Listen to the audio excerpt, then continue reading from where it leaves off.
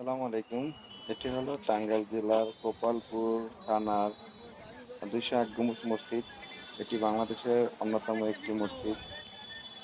মসজিদটি খুবই সুন্দর এবং আপনাদেরকে দেখানোর জন্য এই ব্লগ ভিডিওটি করা।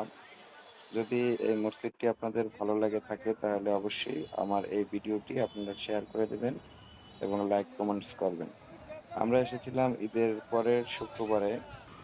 তো এখানে আমাদের দেশটা আসলে আপনি আপনার স্বপ্নের ফ্যামিলি সহ আসতে পারবেন। স্বপ্নের আহ, এখানে বাচ্চাদের অনেক রাইড রয়েছে, আহ, যাতে করে আপনার বাচ্চারা এ জায়গায় একটা ভালো সময় কাটাতে পারবে।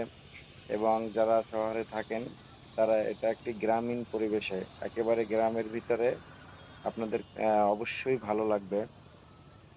তো সুজলা সুফলা সবুজের ভিতরে একটি চমৎকার একটি মসজিদ।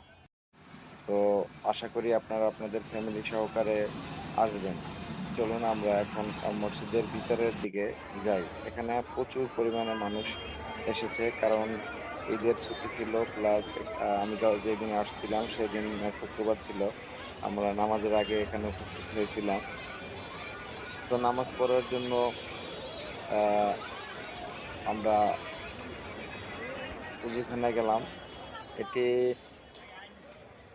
প্রচুর পরিমাণে মানুষ। এখানে এত পরিমাণে মানুষ যে আসে, এটা অকল্পনীয়। তো এটা হলো উজুখানা, এখানে উজু করতেছি।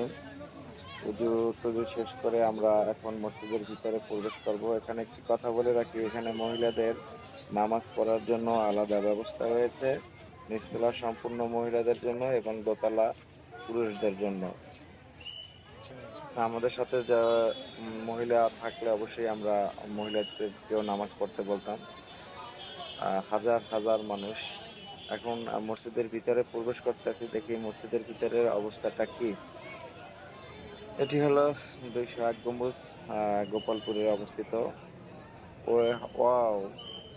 আমার মনে হয় এখানে ২০ থেকে ২৫,০০০ লোক মতন রয়েছে মসজিদের ভিতরে। খতিব সাহেব খুতবা দিতে আছে। এটি আমার এখানে যে লোক আছে তারা সবাই শুনতে আছে। তো আমি চাচ্ছি যে এই মসজিদটি, এত সুন্দর একটি মসজিদ বাংলাদেশে রয়েছে।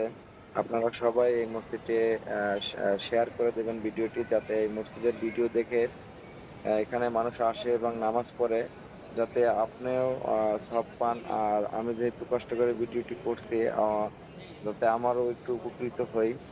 যদি আমার এই ভিডিওটি ভালো লাগে থাকে তাহলে অবশ্যই আমার এই ভিডিওটি শেয়ার করে দিবেন। এটি হলো মসজিদের ভিতর।